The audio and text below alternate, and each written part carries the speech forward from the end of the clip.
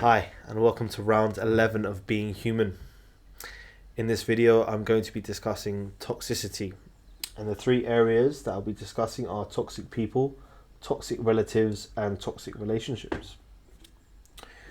With toxic people, we can find that we can understand slightly or start to recognize who in our lives tend to drop our vibration and have the intention to either make us feel low or to drain us emotionally. And if we can understand and identify these people in our lives, we can learn to remove them. If it's difficult to remove them because of certain scenarios, such as being in a work environment, we can just send them love. And if we are able to send them love from a distance by separating ourselves physically, that's wonderful. Don't send them any harm or don't send them any ill energy. Do your best to send everyone love that we can, even the most toxic people. Toxic relatives. It can be very difficult to remove toxic relatives from our lives, whether they're close relatives or distant. Sometimes when they're closer, in some cases they could be siblings or even parents. We feel the need to satisfy them or do our best to spend time with them, even though we feel that their energies can be low and their vibrations can be low, and it tends to affect us, and we feel that there is a certain need to be around them because they are related to us. However, we can again love them from a distance and do our best to keep our vibration high and not allow them to really affect us. If we can just do our best to keep our vibration high, protect ourselves, and not let their interference of their energy drop our vibration low, we can do our best to protect ourselves. And when I say do our best, what I really truly mean is we can only try.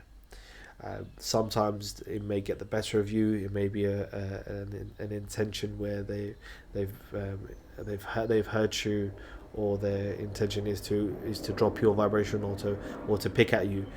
We must not retaliate. We must not send them negative energy or negative words. We must do our best to keep our vibration high, not allow our ego to be bruised, and do not retaliate. Just give love and share love. Toxic relationships. With toxic relationships, we need to identify that the partner that we're with doesn't always have our best intention at heart, can sometimes be very selfish and not intend to share happiness with us.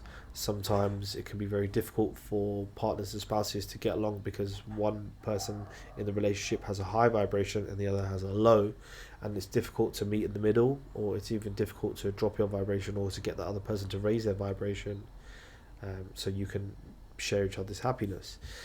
Sometimes it's easier to identify this and, if possible, end that relationship. Of course, I'm not telling you to go break up with anyone or end your marriage tomorrow.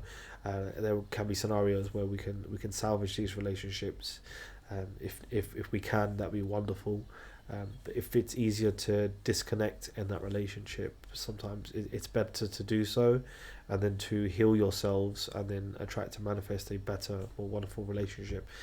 Of course, if there are children involved, then we need to be a little bit understanding that we're not the only ones in the relationships, and we must be considerate to the children that we've brought into this world. Now, with toxic people, we can tend to avoid them. However, sometimes we can't always do so. Sometimes we have to be around them for purposes that we can't always explain, whether we work with them in the same office or environment, or if we live with them in the same household. But please do your best to keep your vibration high. And some of you may be asking, well, what if I can't? What if they do get the better of me? All I can say is do your best to practice the meditation, keep your vibration high, and you'll find that your vibration being so high will rub off on other people. It can be a case of you have friends that can be very toxic, and you tend to latch onto them because you may have had a long-term friendship for 10, 20 odd years or longer, and you feel the need to keep that friendship going. However, sometimes it can be better to end those relationships in the easiest way, of course, not to say, you know, anything negative to them, but just to keep your distance naturally and to send them love always. We should always just give love and share love, even to those that we don't feel the most happiest about, or sometimes we feel negative feelings or emotions towards these people, and it's best to just let that go and really just give love and share love, and give no hate to the world, give no hate even to people who you may see as an enemy. Just give that person love, and you will feel better about this, and these attachments to these negative feelings will dissipate. So on that note, I'll end this video, and if you did enjoy, please like and subscribe. And if you have any questions, drop something in the comments or send me a message privately. If you need any coaching, please get in touch, or if you need a therapist, I can point you in the right direction. Thank you for watching.